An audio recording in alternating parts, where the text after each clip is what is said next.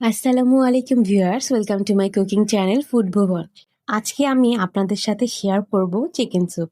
বাংলাদেশের ছোট বড় হোটেল রেস্টুরেন্টের সকালের নাস্তায় এই চিকেন স্যুপ তৈরি করে থাকে। এটা সাধারণত রুটি, পরোটা, নানের সাথে পরিবেশন করা হয়।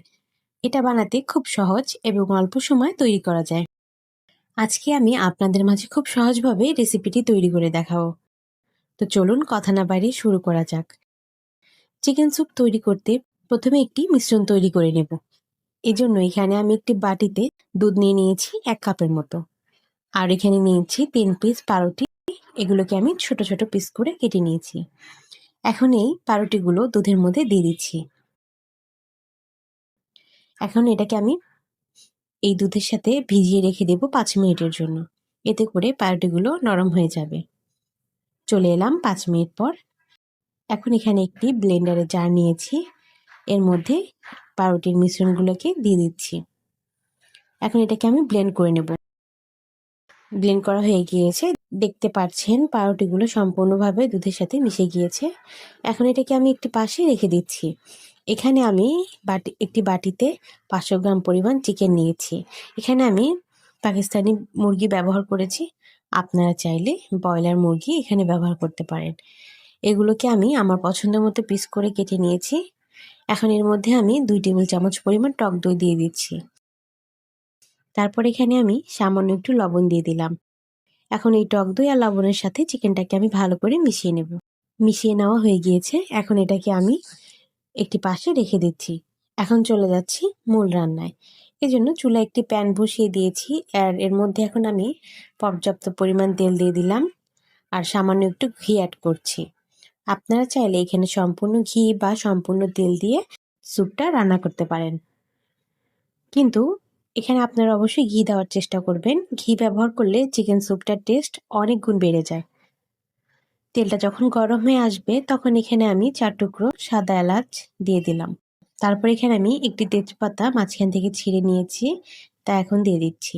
তারপর এখানে আমি 3-4 টুকরো মতো লবঙ্গ নিয়েছি, তা এর মধ্যে দিয়ে দিলাম। সবশেষে এখানে 6-7টার মতো গোলমরিচ দিয়ে দিলাম। এখন এগুলোকে সামান্য একটু ভেজে নেব। বেশি ভাজবো না, একটু ভেজে এর মধ্যে আমি পেঁয়াজ বাটা দিয়ে দিচ্ছি 1/2 কাপের মতো। এখন এটাকে একটু ভেজে নেব। তারপর এখানে আমি 1 চামচের মতো কাঁচামরিচ বাটা নিয়েছি, তার মধ্যে দিয়ে দিচ্ছি। তারপরে আরও দিয়ে দিচ্ছি 1 চামচ পরিমাণ রসুন বাটা আর দিচ্ছি 1/2 চামচ পরিমাণ আদা বাটা। এখন এই সমস্ত মশলাগুলোকে একটু ভালো করে মিশিয়ে নিচ্ছি। সবশেষ এখানে দিয়ে দিচ্ছি স্বাদ মতো লবণ। এখন এই বাটা মশলাগুলোকে ভালো করে কষিয়ে নেব। মশলাগুলো যাতে পুড়ে না যায় এজন্য একটু পানি দিয়ে দিলাম। যখন আদা রসুনের কাঁচা গন্ধটা চলে যাবে তখন এই পর্যায়ে আমি 1 চামচ পরিমাণ ধনিয়ার গুঁড়া আর জিরার গুঁড়া দিয়ে দিলাম। এখন এই সমস্ত মশলাগুলোকে একটু ভালো করে কষিয়ে নেব। যত ভালো করে কষাবেন এই চিকেন স্যুপের টেস্ট অনেক বেড়ে যায়। যখন মশলাটা থেকে কাঁচা গন্ধ দূর হয়ে আসবে তখন এই পর্যায়ে আমি টক দই দিয়ে দিলাম 1/4 কাপ পরিমাণ। এখন এটাকেও একটু ভালো করে মিশিয়ে কিছুক্ষণ কষিয়ে নেব। যখন কষাতে কষাতে দেখবেন তেলটা উপরের দিকে উঠেছে তখন ভাববেন যে আপনাদের মশলাটা কষানো হয়ে গিয়েছে। সে পর্যায়ে ম্যারিনেট করা চিকেনগুলো এর মধ্যে দিয়ে দিচ্ছি। এখন সমস্ত মশলাগুলোর সাথে চিকেনটাকে ভালো করে কষিয়ে নিতে হবে। এ পর্যায়ে আমি 4টার মতো কাঁচামরিচ এভাবে মাথা ভেঙে দিয়ে দিলাম। এতে করে ঝাল হবে না, কিন্তু অনেক সুন্দর একটা ফ্লেভার বের হবে। এখন এটাকেও একটু ভালো করে মিশিয়ে নিচ্ছি চিকেনের সাথে। এ পর্যায়ে এখন আমি ঢাকনা দিয়ে এটাকে ঢেকে খুব ভালো করে কষিয়ে নেব।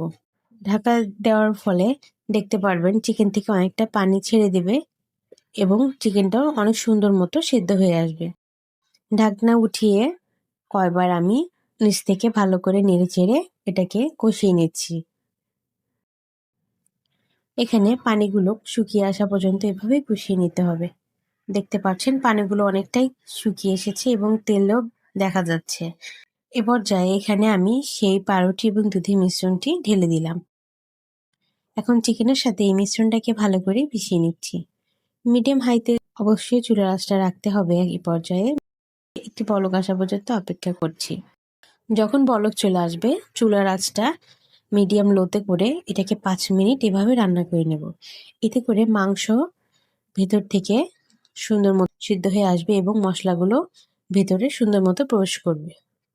চলে এলাম 5 মিনিট পর। দেখতে পাচ্ছেন অনেকটাই ঘন হয়ে আসছে।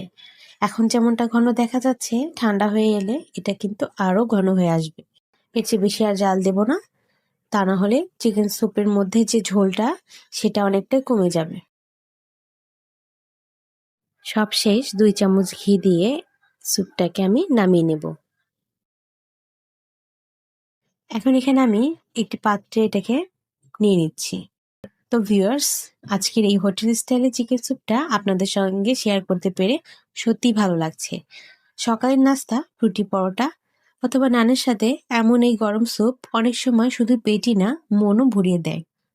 ভিডিওটা যদি ভালো লেগে থাকে তাহলে পাশে থাকবেন, লাইক দিবেন, আর এমন ঘরের স্বাদের ভিডিও পেতে ফুডভুবন চ্যানেলটাকে সাবস্ক্রাইব করে আমার পরিবারের অংশ হবেন। সবাই ভালো থাকবেন, সুস্থ থাকবেন। আল্লাহ হাফিজ।